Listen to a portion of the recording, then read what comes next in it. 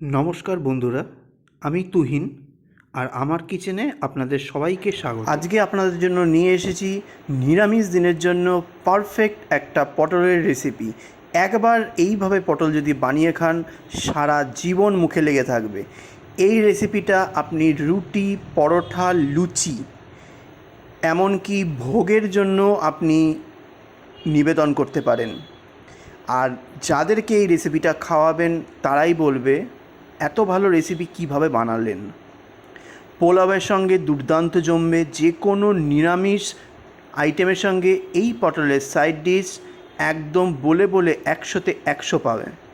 লিখে দিলাম। চলুন কিভাবে আমি এই পটলের রেসিপিটা বানাই, তাও আবার নিরামিষ পদ্ধতিতে, যার টেস্ট হবে অতুলনীয়। বাচ্চা থেকে বয়স্ক যারা পটল খেতে পছন্দ করে না তাও এই পটলের ফ্যান হয়ে যাবে। চলুন ফাইনালি এই রেসিপিটা আপনাদের সঙ্গে শেয়ার করি। পটলের এই রেসিপিটা বানানোর জন্য প্রথমেই যেটা নিয়ে নেব সেটা হলো 500 গ্রাম পটল। আর অবশ্যই কিন্তু এই পটলের রেসিপি বানানোর জন্য কচি সাদা পটল নেবেন, তবেই কিন্তু খেয়ে মজা। এই কচি সাদা পটলটা প্রথমে আমি ছুলে নেব। কিভাবে ছুলব? কিছু কিছু চোকলা রেখে আমি পটলটাকে ছুলে নেব। কিছুটা ছুলে নেওয়ার পর সাইডে একটু চোকলা রাখবো, তারপর আবার ছুলে নেব। পুরোটা যদি ছুলে নেওয়া হয় তাহলে কিন্তু পটল নরম হয়ে গিয়ে একদম নেতিয়ে অল্প হয়ে যাবে। দেখুন পটলটা আমি ছুলে নিয়েছি। কিভাবে ছুলেছি আশা করি ভিডিওতে বুঝতে পারছেন। এইবার পটলের দুই পোর্শন, দুটো মাথার দিক অল্প অল্প করে কেটে ফেলে দিতে হবে। তারপরে যেটা করবেন সেটা পটলের মিডিল বরাবর একটু একটু করে চিড়ে দিতে হবে, ভেতর অবধি ছুরি ঢুকিয়ে। চারিদিক থেকে তাই করবেন। এতে কি হবে, যে মশলাগুলো দিয়ে আমি রান্না করব তার ভেতরে কিন্তু সুন্দরভাবে মশলা ঢুকে যাবে, তাতে কিন্তু পটল পাঞ্ছে লাগবে না। একবার এইভাবে রান্নাটা করে খেয়ে দেখবেন। আর রেসিপিটা যদি ভালো লাগে অবশ্যই সাবস্ক্রাইব করে বেল আইকন ক্লিক করে অল বাটন করতে কিন্তু ভুলবেন না যেন। আর কমেন্ট করে জানাবেন আজকের রেসিপিটা কেমন লাগলো। আর আপনারা ফেসবুক থেকে না ইউটিউব থেকে দেখছেন অবশ্যই সেটা কমেন্ট করে জানাবেন। আর যদি ফেসবুক থেকে দেখে থাকেন বা ইউটিউব থেকে, যেখান থেকেই দেখে থাকবেন, আমার ইউটিউব চ্যানেলটা সাবস্ক্রাইব করে দেবেন আর ফেসবুকেও ফলো করবেন। চলুন এবার বাকি পটলগুলো আমি সেমভাবে কেটে নেব। দেখুন প্রতিটা পটল আমি সেমভাবে কেটে নিয়েছি আর প্রতিটার মাঝখান থেকে চিড়ে নিয়েছি যাতে মশলা ঢুকে যায়। এইবার এই পটলগুলো আমি ভালো করে প্রথমে ধুয়ে নেব।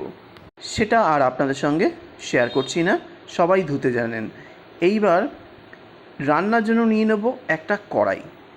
কড়াইটা গরম করে নিয়ে ভালো করে গরম করে নিয়ে দিয়ে দেবো পরিমাণ মতো সর্ষের তেল, কারণ পটল ভাজতে হবে। তেলটাকে হাই ফ্লেমে ভালো করে যখন গরম হয়ে যাবে তখন 3-4টে করে পটল এইখানে দিয়ে দিতে হবে আর ওপর থেকে দিয়ে দিতে হবে পরিমাণ মতো লবণ। আর উল্টে পাল্টে এবার পটলটাকে আমি ভেজে নেব, একটুখানি হালকা গোল্ডেন ফ্রাই করে নেব, অত্যাধিক লাল করব না। আর এখানে হলুদের ব্যবহার করব না, হলুদের ব্যবহার করলে গ্রেভির টেক্সচার চেঞ্জ হয়ে যায়, প্লাস তেলটাও পর্যন্ত কালো হয়ে যায়, তাই এখানে আমি হলুদটা অ্যাভয়েড করলাম। দেখুন প্রথম ব্যাচের পটলগুলো উল্টে পাল্টে ভেজে নিয়েছি, এবার তুলে নেব। এবার সেকেন্ড ব্যাচেও আমি বাকি পটলগুলো দিয়ে দিলাম আর পরিমাণ মতো লবণ ছড়িয়ে দিলাম, দিয়ে এবার মিডিয়াম ফ্লেমে এটা ভাজতে দেবো। এইটা ভাজতে ভাজতে চলুন একটা মশলা বানিয়ে নিই। স্পেশাল মশলাটা বানানোর জন্য প্রথমেই নিয়ে নিয়েছি একটা মিক্সার গ্রাইন্ডার। এইবার দিয়ে দেবো 2 টেবিল চামচ পরিমাণে পোস্ত দানা, পপি সিড। এইবার এটাকে ড্রাই গ্রাইন্ড করে নিতে হবে প্রথমে। দেখুন পোস্তটা ড্রাই গ্রাইন্ড করে নিয়েছি। এইবার এর মধ্যে দিয়ে দিতে হবে 2 টেবিল চামচ পরিমাণে আধ ভাঙা কাজুর টুকরো, যদি একদম ভাঙা থাকে তাতেও কোনো সমস্যা নেই। এইবার এটাকেও ড্রাই গ্রাইন্ড করে নেব। এইবার ভাবছেন তো কেন আমি আলাদা আলাদা ড্রাই গ্রাইন্ড করলাম, কারণ কাজুর সঙ্গে একসাথে যদি আমি ড্রাই গ্রাইন্ড করি তাহলে কাজুর মধ্যে থেকে যে অয়েলটা আছে সেটা বেরিয়ে যাবে আর পোস্তটা ভালো করে কিন্তু গ্রাইন্ড হবে না। এটা কিন্তু একটা টিপস। দেখুন কাজুটাও কিন্তু পোস্তর সঙ্গে বেটে নিয়েছি। এইবার এর মধ্যে দিয়ে দেবো 2টো কাঁচা লঙ্কা। ঝালটা কেমন খাবেন, বাড়িতে কেমন খেতে পছন্দ করে বা বাচ্চা আছে বয়স্ক আছে সেই অনুযায়ী ঝালটা দেবেন। পরিমাণ মতো জল দিয়ে ভালো করে এটাকে পেস্ট করে নিতে হবে।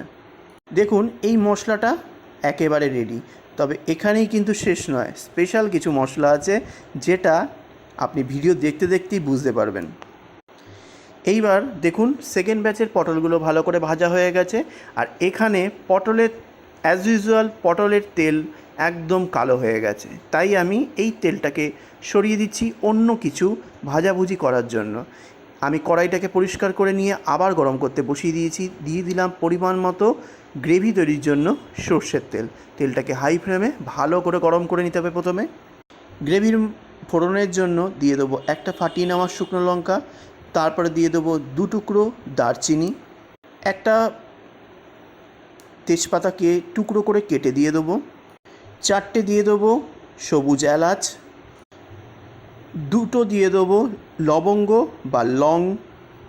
ফোড়নটাকে কিছুক্ষণ একটুখানি ভেজে নিয়ে এইবার দিয়ে দেবো হাফ চা চামচ পরিমাণে আদা বাটা। আদা বাটাটা দিয়ে সঙ্গে সঙ্গেই বাদাম পোস্তর পেস্টটা দিয়ে দিতে হবে, কারণ আদা কিন্তু প্রচণ্ড ছেটে তেলে দেওয়ার সময়। আর এখানে কিন্তু হলুদের ব্যবহার হবে না, তাই এখানে আর হলুদ দিলাম না।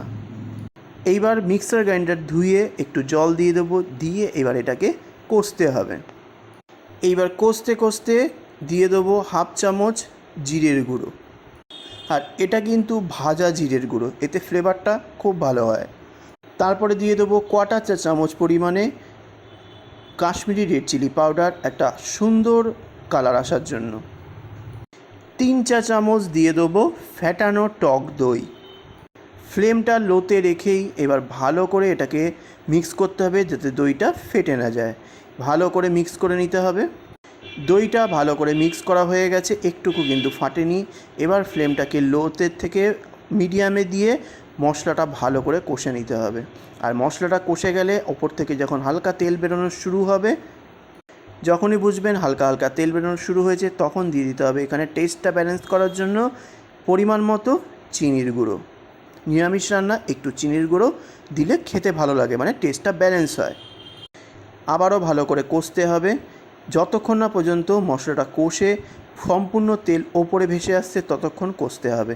কারণ এই বাদামের গন্ধ দূর না হওয়া অবধি এখানে কষতেই হবে। দেখুন মশলাটা একদম কষে গিয়ে কি সুন্দরভাবে তেলটা ওপরে উঠে এসছে। আর হালকা যে একটা লালচেটে মানে সোনালি কালার এসছে, সেটা কিন্তু কাশ্মীরি রেড চিলি দেওয়ার জন্য। এইবার দিয়ে দেবো ভেজে রাখা পটলগুলো। এবার পটলটা দিয়ে ফ্লেমটা হাইতে দিয়ে মশলার সাথে পটলগুলোকে ভালো করে কষুন, মনোযোগ দিয়ে কষুন। যত কষবেন এই মশলা পটলের ভেতরে ভালো করে ঢুকবেন।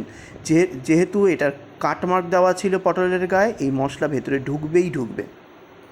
যখন দেখবেন ভালো করে কষানো হয়ে গেছে, তখন এখানে দিয়ে দিতে হবে 1 কাপ নারকেলের দুধ। অবশ্যই নারকেলের দুধ দেবেন।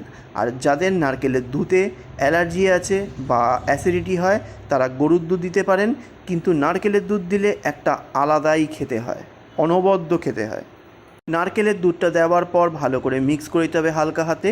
আর দিয়ে দেবো চিড়ে নেওয়া 2টো কাঁচা লঙ্কা। আর ফ্লেমটা হাইতে দিয়ে এবার ভালো করে এটাকে ফুটিয়ে নিতে হবে যতক্ষণ না পর্যন্ত গ্রেভিতে বলক আসছে, মানে সুন্দরভাবে ফুটছে। গ্রেভি কন্টিনিউ 10 মিনিট ফুটিয়ে নিয়েছি। গ্রেভি ফুটতে ফুটতে দেখুন গ্রেভিটা কিন্তু অনেক ঠিক হয়ে গেছে, মানে গাঢ় হয়ে গেছে। এই মোমেন্টে দিতে হবে ওপর থেকে সামান্য একটুখানি গরম মশলা। আর দিয়ে দেবো হাফ চামচ পরিমাণে ঘি, অবশ্যই দেবেন। তারপরে ভালো করে ঘিয়ের সাথে মিক্স করে নিয়ে রেডি হয়ে গেল দুর্দান্ত স্বাদের পটলের এই নিরামিষ রেসিপিটি, বা এটাকে আপনারা পটল মালাইকারিও বলতে পারেন। এইভাবে রান্না করে দেখুন, ভোগের দিনেও কিন্তু দুর্দান্ত একটা রেসিপি। আর নিরামিষ দিনগুলোতে তো পরোটা লুচির সাথে বা পোলাওয়ের সাথে জমজমাটি একটা রান্না। অবশ্যই রান্নাটা করে খেয়ে দেখবেন আর জানাতে ভুলবেন না কেমন লাগলো আজকের রেসিপিটা। আজ আসলাম, নেক্সট দিন আবার একটা ভালো ভিডিও নিয়ে আপনাদের সামনে তুলে ধরবো। নমস্কার।